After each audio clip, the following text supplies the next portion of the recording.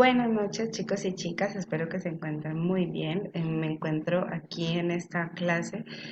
Vamos a hacer un recorderis de lo que vimos la clase anterior y para poder introducir la temática del día de hoy. Entonces, hoy solamente vamos a copiar unos conceptos y a desarrollar una actividad, pero esta viene muy enlazada con lo que trabajamos la clase pasada.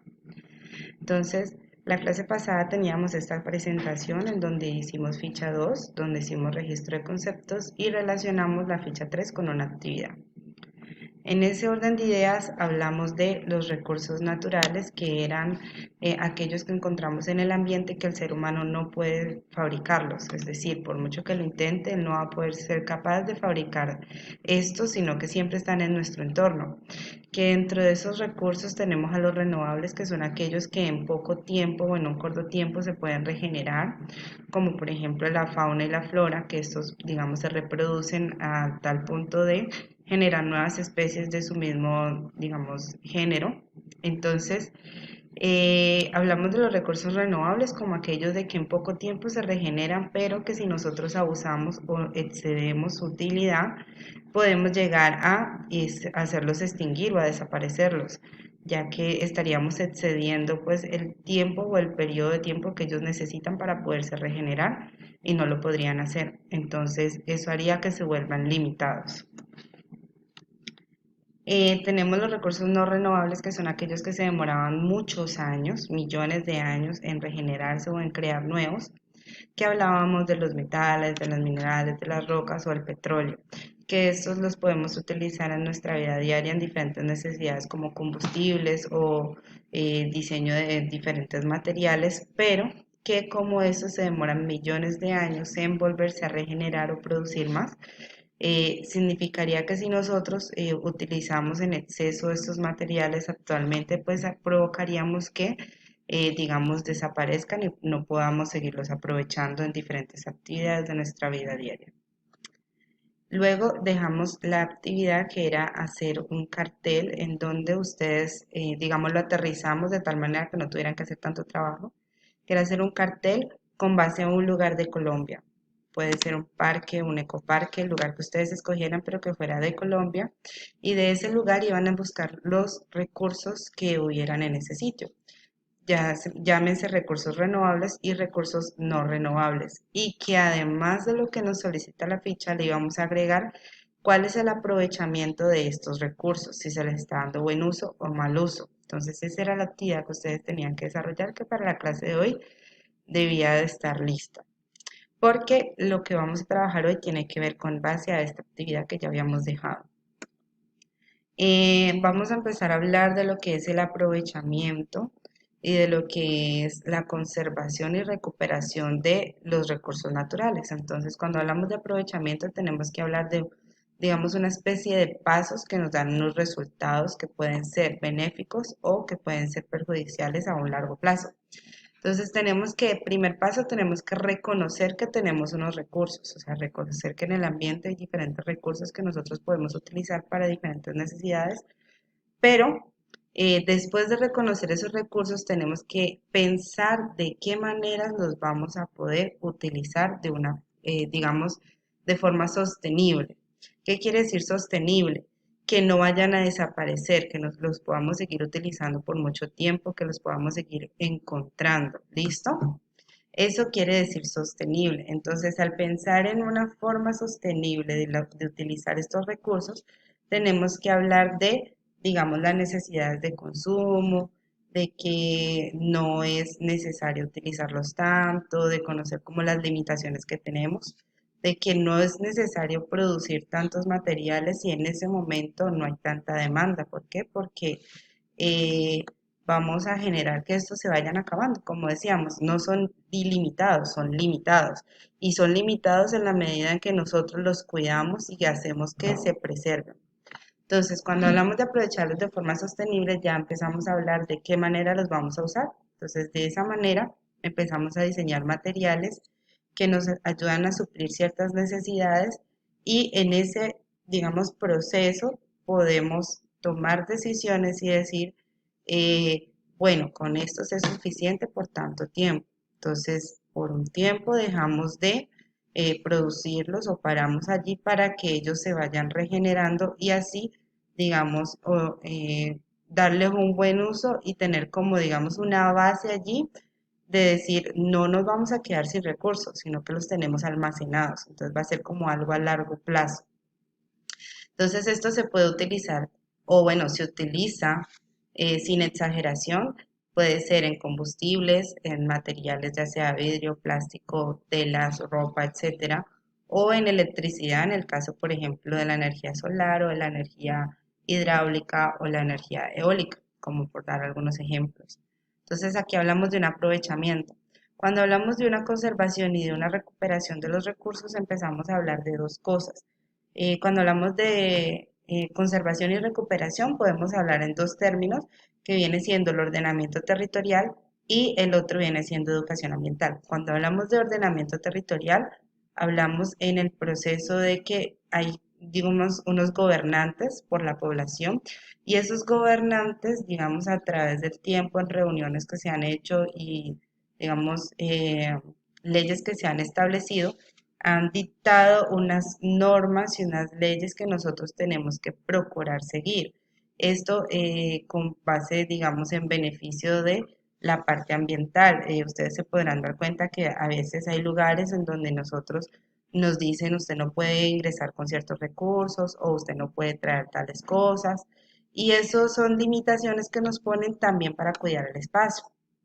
Hablando con algunos estudiantes, llegamos a la conclusión de que, por ejemplo, al zoológico a nosotros no nos dejan ingresar alimentos, pero yo les decía a ellos que eso lo podemos ver de dos maneras. La primera es que obviamente ellos tienen una ganancia porque tenemos que comprar adentro si queremos comer, pero también lo podemos ver de la otra manera y digamos que sería un poco amigable con la parte ambiental o la parte de todo el ecosistema que han formado allá, ecosistema artificial donde tienen los animales. Y es que si usted compra la comida allá adentro, usted se siente obligado a comer en ciertos espacios que ellos tienen destinados para ello. Es decir, usted no va a comer en un espacio muy lejano a donde usted está comprando. Por lo tanto, va a haber un control frente a los residuos que pueda dejar usted o puedan dejar otras personas en ese espacio. Entonces, significa que ellos en algún momento van a poder encontrar los residuos que usted pueda dejar y los van a, digamos, ubicar en su sitio correspondiente o van a hacer las clasificaciones pertinentes.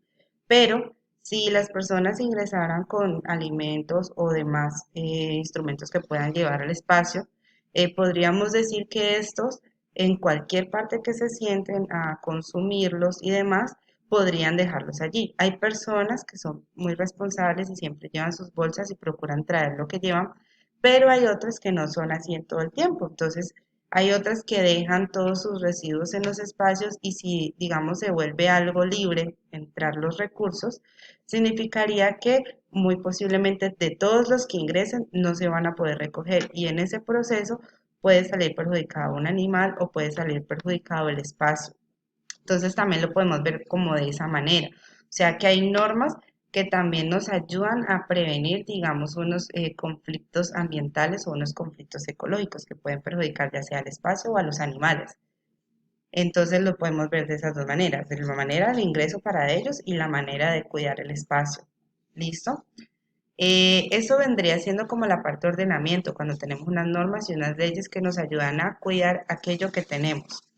Cuando hablamos de educación ambiental, hablaríamos de en el sentido de que podemos enseñar o nos pueden enseñar ciertas aptitudes que son viables para los espacios ambientales. Entonces, entre eso tenemos eh, por ejemplo, cuando usted en el colegio le dicen, nosotros tenemos unos recursos, mírenlos, aquí se dan unos procesos, que esto se llama ecosistema, que en ese ecosistema se pueden ver unos procesos que se llaman los ciclos biogeoquímicos, que además de eso hay unas cadenas alimenticias que nos permiten que de alguna manera a nosotros nos lleguen los alimentos para seguir viviendo, etcétera. Entonces, hay una enseñanza por parte del colegio que lo denominamos educación ambiental, pero también puede haber una enseñanza externa. Esa enseñanza externa puede ser en tu casa, por ejemplo, que tu papá, cuando salgamos, tu papá o tu mamá o tu familia, cuando salgan a pasear o cualquier lugar, te digan, no, pero es que mira, nosotros trajimos esto y trajimos esta basura para que depositemos todo allí porque no vamos a dejar nada. Eso es una educación ambiental que te están dando, te están enseñando a cuidar el espacio al que tú fuiste con unos recursos y que tienes que volvértelos a traer porque allí no estaban.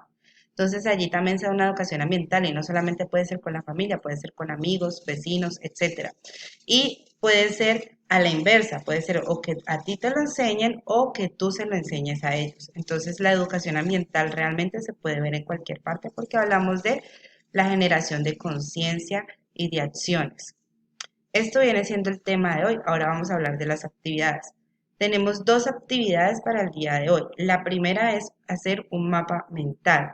En este mapa mental vamos a hablar de, eh, digamos, es como un mapa conceptual muy dinámico y con pocas palabras. Si ustedes pueden ver la imagen que yo creé de un parque natural, entonces, en el caso de ustedes, ustedes van a escribir aquí el parque natural que ustedes escogieron en la ficha número 3, o sea, el cartel que hicieron antes, con base a eso es que van a hacer esta actividad. Entonces, aquí en el centro, ustedes escribirían el nombre del parque y luego desglosarían posiblemente los mismos títulos que yo. Entonces, mira, aquí hay un primer título que serían los recursos renovables, es decir, usted va a hacer un subtítulo y allí va a mencionar los recursos renovables que tiene ese espacio. Tiene otro subtítulo, recursos no renovables, luego el aprovechamiento. Y mire que de este aprovechamiento se desglosan dos subtítulos más, que vienen siendo el mal uso y el buen uso.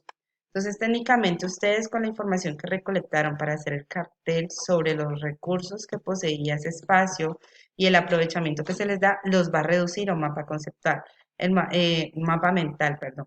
El mapa mental es como una forma dinámica de resumir unas ideas utilizando muchos colores y utilizando imágenes. Esto permite que a veces en ocasiones nosotros podamos recordar mejor la información.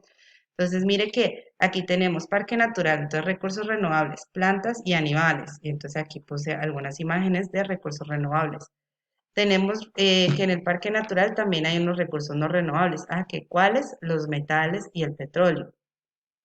Luego hablamos de por acá abajo del aprovechamiento. Entonces tenemos que en el aprovechamiento pueden haber unos malos usos como la explotación ilegal de los metales pesados que puedan caer en los ríos, por ejemplo, o los turistas que dejan residuos, porque muchas veces en los parques pueden entrar turistas. Y en el buen uso tendríamos la cacería mínima, es decir, que no cazan tanto en esa zona por las limitaciones que tienen. Nacimiento de H2O significa que tenemos allá un páramo que nos permite, digamos, generar agua, o sea, nos genera agua. Y tenemos una zona turística controlada, es decir, que como el espacio es tan grande, así como tenemos una zona turística donde casi no se maneja y se presentan conflictos de explotación y de dejar residuos, también tenemos una zona que por lo menos esa se logra controlar y que allí, digamos, no es tanto el impacto. Entonces sería como organizar un mapa mental de esta manera. Acá tenemos otro ejemplo de un mapa mental. Mire que aquí tenemos el tema central, los subtítulos. Mire que tiene unas imágenes, si usted no tiene cómo imprimir, sería hacer dibujos. Y mire que tiene muy pocas palabras, máximo tiene 3 palabras un mapa mental. ¿Por qué? Porque la idea es usted escribir en una forma muy breve, en 1, 2 o 3 palabras, cuál es la idea y si con ese texto no es suficiente, aunque bueno, por lo regular con eso no es suficiente, usted agrega una imagen o un dibujo que le permita a la persona conocer mejor lo que usted está queriendo decir. Eso es un mapa mental. Tenemos acá la última actividad que sería realizar un dibujo y ese dibujo es del parque que ustedes escogieron. Entonces dibujan el parque y con base a ese dibujo van a hacer un escrito donde digan, van a hacer la relación con los temas que hemos visto. Entonces van a decir si es un ecosistema o si no es un ecosistema y va a explicar por qué. Si en este espacio se pueden dar ciclos biogeoquímicos, como por ejemplo el intercambio de oxígeno entre especies, que las plantas toman el dióxido de carbono, que nosotros respiramos el aire. Bueno, en el proceso que ellas toman el dióxido de carbono liberan oxígeno, nosotros tomamos el aire, ese aire nosotros tomamos oxígeno y liberamos dióxido de carbono y allí hay un ciclo constante. Entonces decir si lo hay y explicar por qué. Y lo último es decir si en este espacio hay cadenas alimenticias y también explicar por qué. Y eso sería pues todo para la clase de hoy. Cualquier cosa estoy pendiente. Igual nos vemos en las videoconferencias. Que descansen muy bien. Feliz noche. Bye bye. los quiero y los extraño mucho.